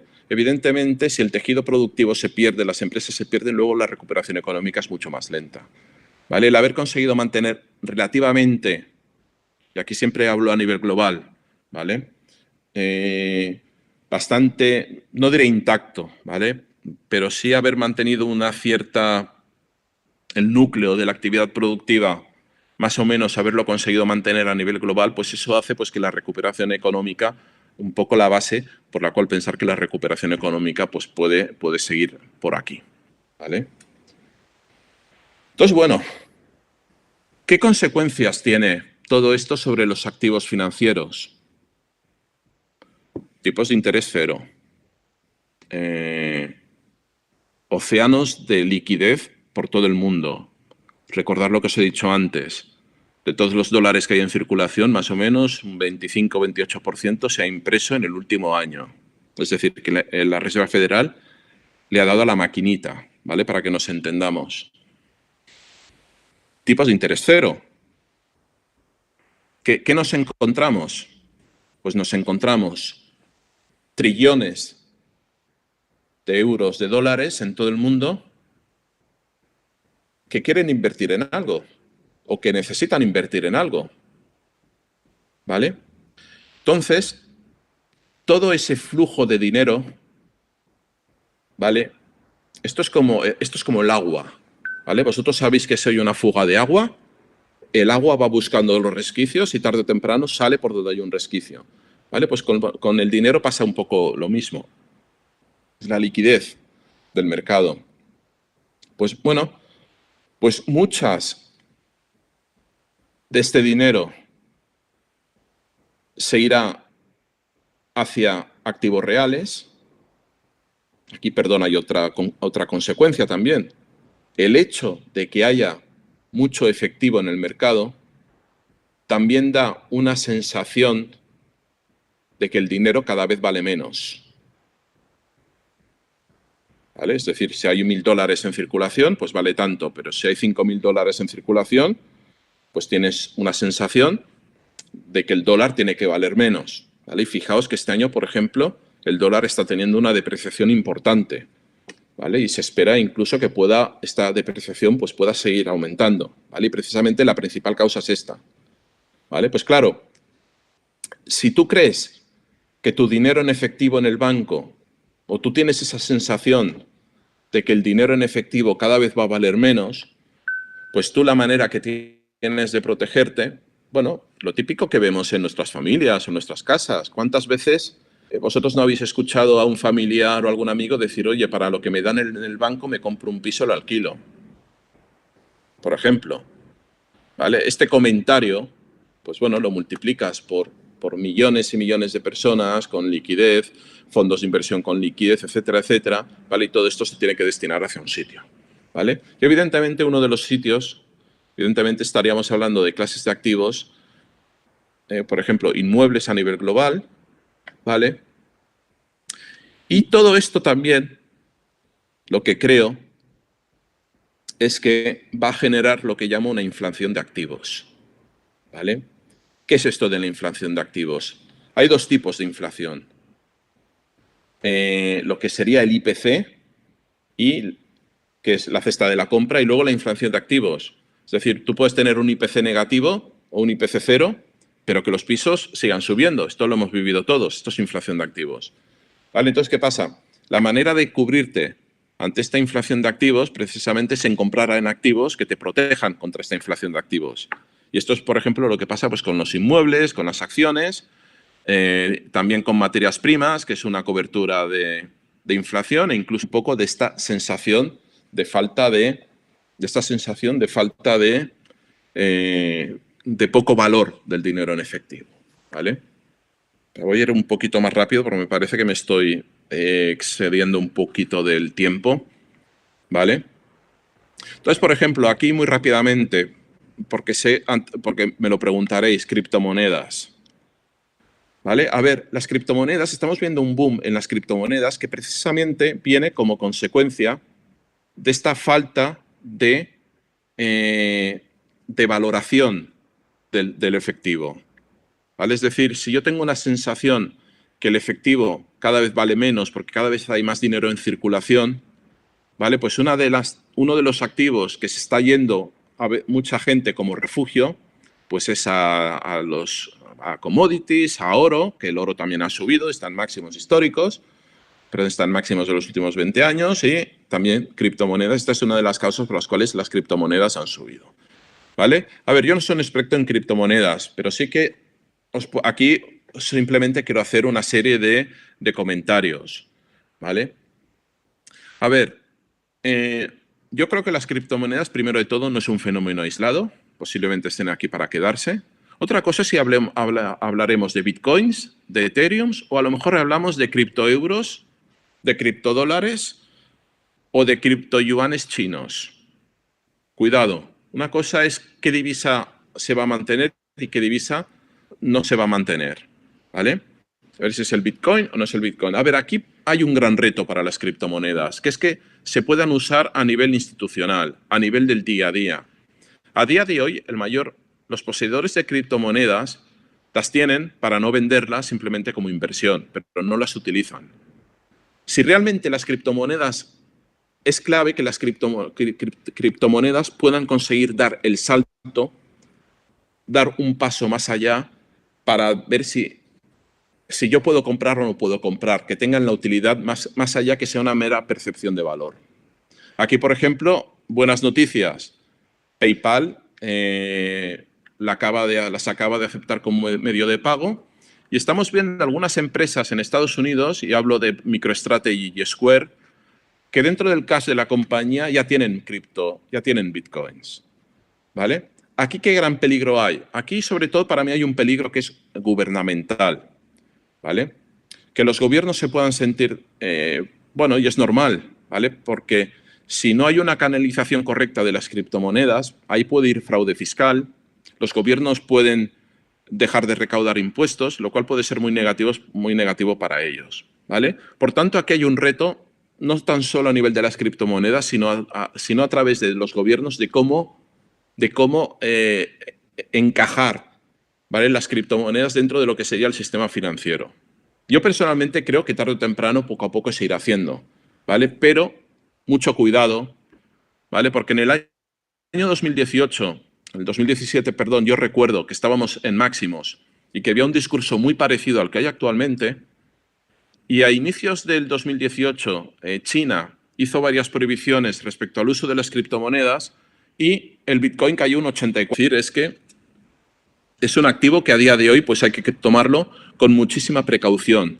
No está regulado por los reguladores, y recordar que los monederos de las criptomonedas, la depositaria de las criptomonedas, no están ni en bancos ni en ningún sitio, están en empresas privadas. Y sabéis, bueno, pues que han habido casos de fraude o casos de hackeo informático que de golpe todo tu monedero de criptomonedas ha desaparecido. Por tanto, aquí hay que ir con un poquito de prudencia, os diría yo, ¿vale? Y finalmente, vosotros, los que estáis hasta 25 años, que pertenecéis a la generación Z, ¿vale? Es lo que os decía al principio, lo siento, millennials, ya os habéis hecho mayores, ¿vale? Lo digo con todo el cariño y con un poco de broma, ¿vale?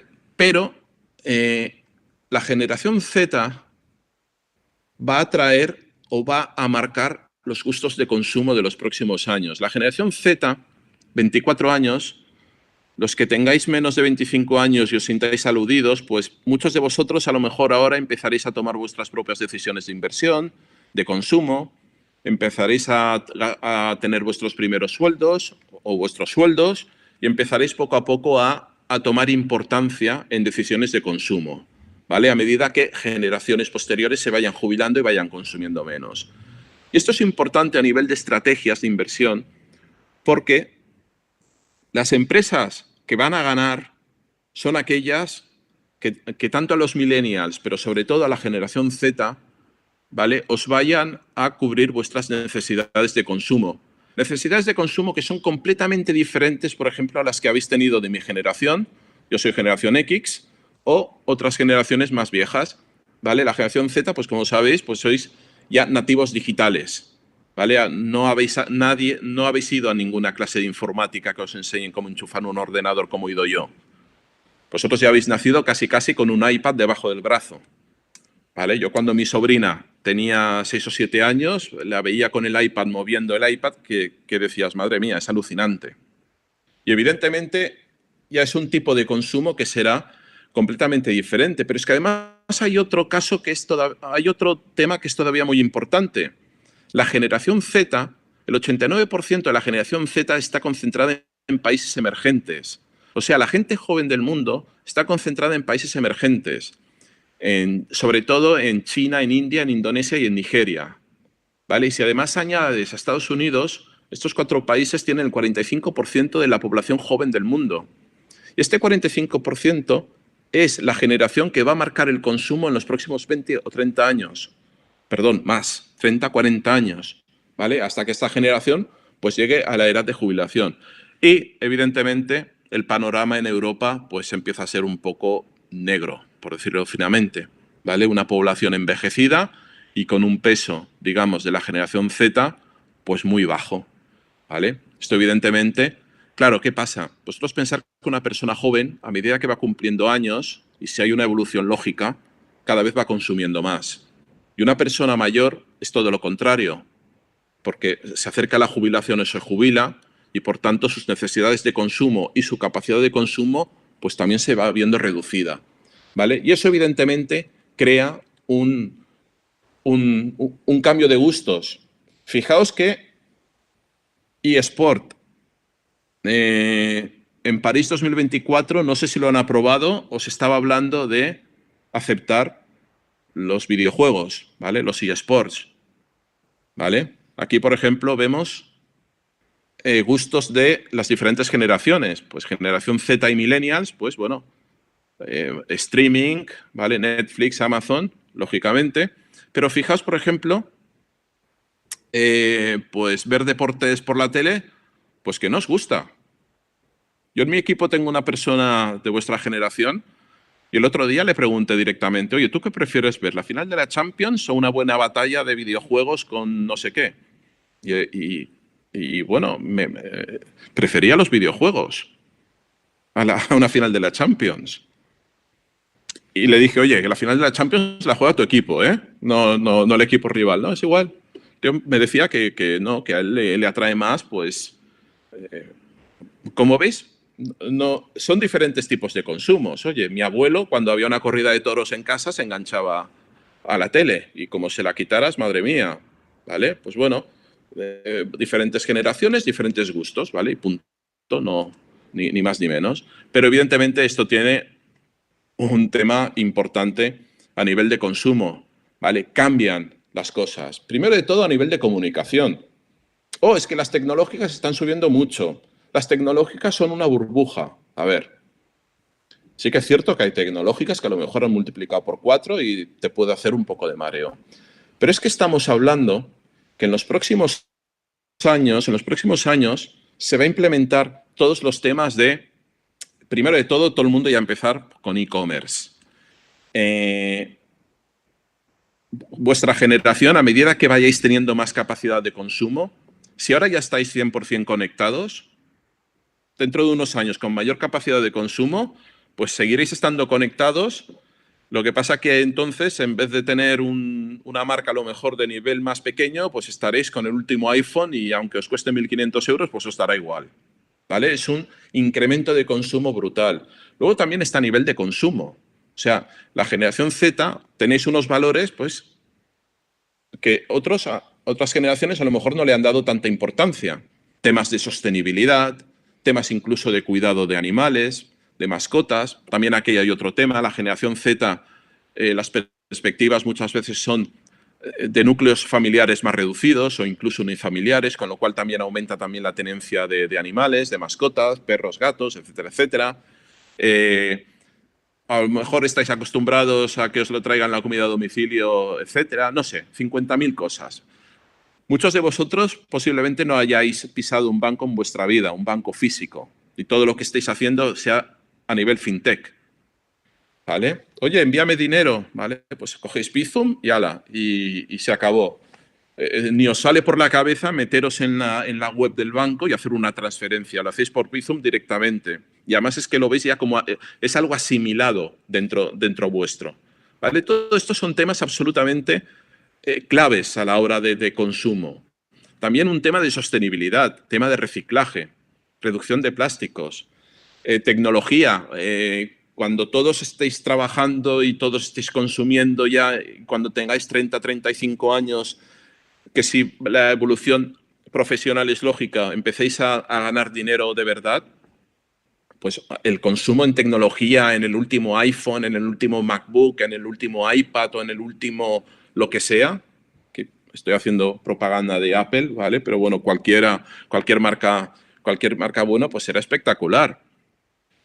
Pero además es que si dentro de 5 o 6 años vosotros a la televisión le pedís que queréis ver la final pues, de tal videojuego, en vez de ver la final de la Champions, pues bueno, pues posiblemente veamos que el jugador estrella de videojuegos de dentro de 5 años pues gane en ese momento más que lo que actualmente está ganando Cristiano Ronaldo o Lionel Messi. O sea, fijaos un poco la importancia tan absolutamente brutal que tiene las decisiones de consumo.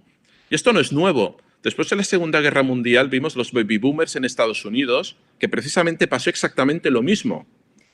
Disney fue una de las grandes compañías que hubo en su momento y precisamente fue cuando estos boomers eran niños, ¿vale? Y a medida que estos boomers han ido creciendo, han ido digamos, modificando su capacidad de consumo.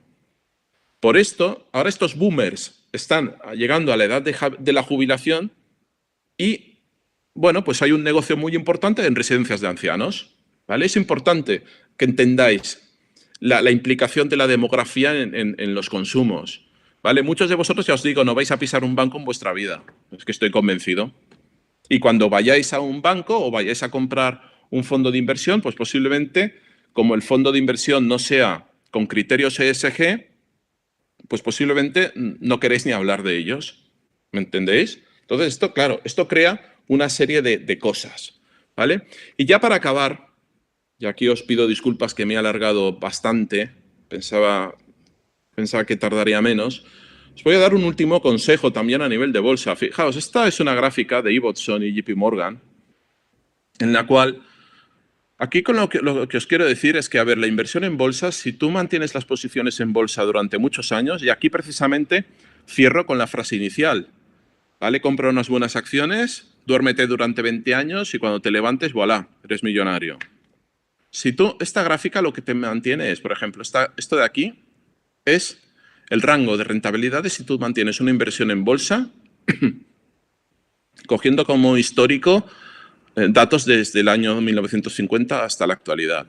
Bueno, pues si tú mantienes una inversión en bolsa en un año, aleatorio, pues puedes haber ganado entre un 61% o haber perdido hasta un 43%. Pero fijaos que si tú mantienes periodos de bolsa de 5 años,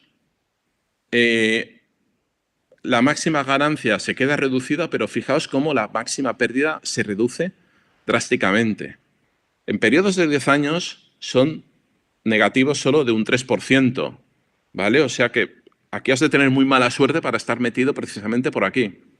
Y en periodos años consecutivos, si tú coges el S&P 500, el Dow Jones, desde 1950 hasta la actualidad, tú mantienes tu inversión 20 años, en ningún caso has perdido dinero. Aunque hayas comprado en un pico y en el peor momento posible, ¿vale? Aquí os dejo un pequeño resumen escenario de un poco de lo que os he comentado, ¿vale?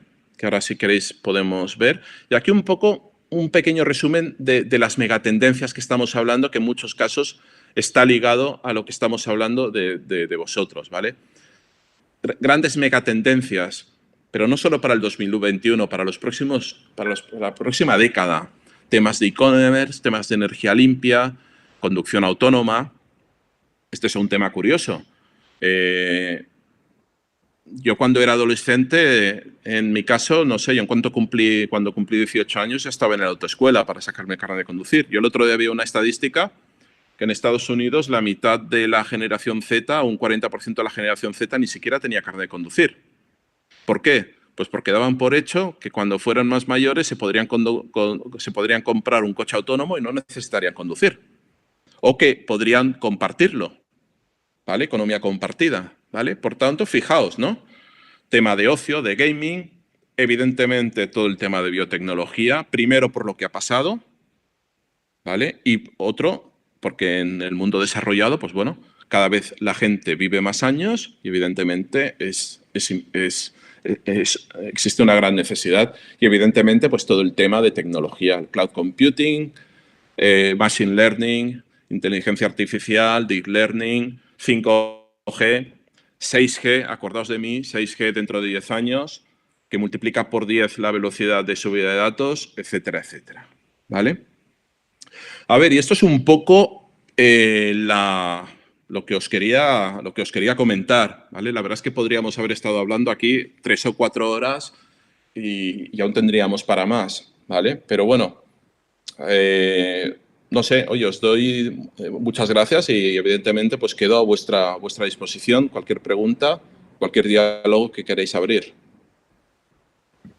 Ahora mismo voy a pasar con el turno de preguntas y la primera es que si crees que la pandemia retrasará o eliminará el efecto de la japonización en Europa. No, por desgracia todo lo contrario. La va a hacer crónica, pero en Europa y posiblemente en algún que otro país desarrollado. ¿Vale? A ver, en Japón, ¿qué pasa? En Japón teníamos lo que se llama empresas zombies. ¿Vale? Empresas pues, que no son rentables, pero que como los tipos de interés están tan bajos y se pueden financiar a cero, pues pueden seguir funcionando. Pues esto es un poco lo que puede pasar bueno, que puede pasar, no, es que está pasando en Europa ya. ¿Vale? Por tanto, en este caso, por desgracia, es que no, es que lo agravará la japonización en Europa, la hará estructural. Otra de las preguntas es que ¿por qué sector apostarías a medio o largo plazo, ya que estamos viviendo armamentística? No, no, no, no. A ver, oportunidades en bolsa siempre hay. ¿Vale? A ver, fijaos. Yo cuando quiero ver si una empresa estoy tranquilo en su inversión, es decir, cuando estoy con un cliente le digo, mire, esta empresa, por ejemplo, un banco, ¿vale? Voy a poner un ejemplo de un banco, ¿vale? Y ahora os hago la pregunta a todos vosotros. Si vosotros ponéis el dinero en un banco tradicional, BBVA, Santander, CaixaBank, cualquiera, el que queráis, me es igual, cualquiera de ellos, o cualquier banco europeo, me es igual. Si vosotros os metierais vuestro dinero en ese banco, en acciones de ese banco, y os fuerais 10 años, y dentro de 10 años volvierais a ver en qué se ha convertido ese dinero, si lo tenéis invertido en un banco, reflexionad, ¿vosotros creéis que os quedará algo de dinero de esa inversión? Yo en mi caso, mi respuesta es que no, que posiblemente no te quede nada o te quedará muy poco. Ahora, si eso me lo hago como una empresa como, no sé, Microsoft, por ejemplo, Moody's, grandes empresas con elevados retornos de capital, fosos defensivos, etcétera, yo si me tengo que ir, si me cojo una década sabática, pues me iría relativamente tranquilo dejando mi dinero en Microsoft porque sé que cuando vuelva, en el peor de los casos, estará igual si es que no ha multiplicado por 10 o por 15. ¿Vale? Por tanto, aquí lo que tenéis que buscar siempre son sectores y empresas, primero sectores que tengan una tendencia constructiva. Evidentemente, las que me habéis comentado, healthcare. Healthcare evidentemente es una tendencia constructiva. Además, healthcare es un sector que se ha visto muy penalizado, sobre todo en Estados Unidos estos últimos años, ¿vale? Porque es un sector que está muy condicionado por temas políticos, ¿vale? Y durante estos últimos años, al sector, las cosas que se decían desde el Partido Republicano, pues tampoco favorecían al sector. Es un sector, pues, que se ha quedado relativamente atractivo. Empresas armamentísticas que me comentabas. A ver, depende de qué empresa armamentística. A ver, primero de todo, desde un punto de vista de ESG, hay muchos fondos que cada vez no quieren invertir en empresas armamentísticas, ¿vale? Por tanto, hay, digamos que una empresa armamentística, pues podría ser como una empresa de tabaco, etcétera, digamos que están en una tendencia, en una megatendencia negativa. Dicho esto, hay empresas armamentísticas, pues que si tú coges sus balances y los miras, como General Dynamics, Lockheed Martin, Raytheon, alguna más de estas características, pues verdaderamente pues son unas empresas que a nivel estrictamente de contabilidad pues están dando unos resultados espectaculares porque su principal cliente es el gobierno norteamericano, ¿vale? Y son grandes contratistas. ¿Vale? O sea, desde ese punto de vista sí, ¿vale? Por tanto, ahí tema armamentístico, bueno, queda también muy en línea de si te importa tener empresas de armamento o ahí a nivel ético, pues tienes, digamos, algún tipo de problema a nivel armamentístico, ¿vale? Y a nivel de otros sectoriales, ¿vale? Estas son las grandes megatendencias en tipos de empresas, ¿vale? En las cuales las megatendencias que tenemos para el próximo año y para los próximos 10 años pues, van a seguir siendo muy fuertes. ¿Vale? Por ejemplo, no sé, Microsoft, Facebook, Google, todas estas. Yo, mi opinión personal es que estas empresas han subido mucho, pero seguirán subiendo. Con sustos. ¿Por qué? Pues porque son empresas absolutamente espectaculares. Microsoft tiene unos retornos de capital absolutamente brutal y además tiene un equipo directivo realmente espectacular que han sido capaces en los últimos 20 años de adaptarse a los cambios de una manera magistral. ¿Vale? Hay muchas empresas de la época de Microsoft que actualmente ya no existen. ¿Vale? Por tanto, son empresas, pues bueno, por ejemplo, también Alphabet que es Google, ¿vale? Facebook. Gente dice, bueno, pero ¿qué negocio tiene Alphabet o qué negocio tiene Facebook? Fijaos la auténtica barbaridad de Facebook y de Alphabet. Estamos en una economía del conocimiento, análisis de datos. Todo funciona, hablamos de Big Data, hablamos de inteligencia artificial, hablamos de Machine Learning, de Deep Learning y de las cosas que vamos a seguir hablando en los próximos años. ¿Sabéis quién tiene todos los datos? Facebook y Google. O sea, foso más defensivo que este, ninguno. De todos los que me estáis escuchando, si os pudiera ver a todos, os diría que levantaréis la mano y me digáis quién de vosotros no tiene Facebook. Recordad que Facebook no es solo Facebook, Instagram, WhatsApp, etcétera, etcétera. ¿Quién de vosotros no tiene Google? Todo esto es que de toda la gente que tiene algún tipo de cuenta en Internet, yo me atrevería a decir que más del 95% de la información de cada uno de nosotros está ahí dentro. Por tanto, empresas de publicidad. Realmente Facebook se ha convertido, muchas de estas también, Google, temas de publicidad auténticamente espectacular. ¿Alguien me puede decir qué empresa puede romper esa barrera de entrada de tener prácticamente toda la información de todas las personas, miles de millones de personas que estamos conectados a Internet? Imposible. Hoy montar una empresa desde cero que replique a Google o replique a Facebook es imposible. Porque encima todos les hemos dado encantados todos nuestros datos firmando. ¿Vale? Por eso os digo que tenemos que pensar un poco en megatendencias.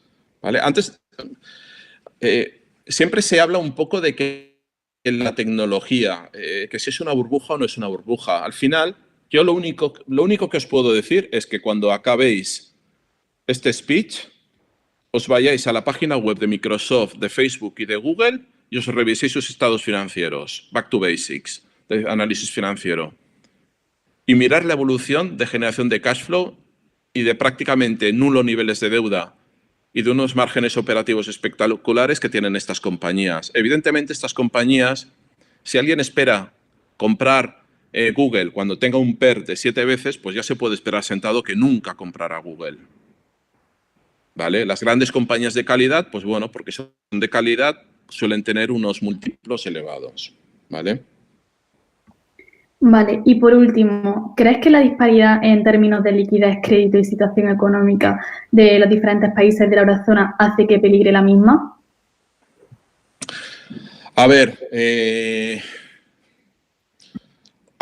francamente, no me atrevo a decirte que no contundentemente, porque yo creo que una ruptura de la zona euro sería un desastre.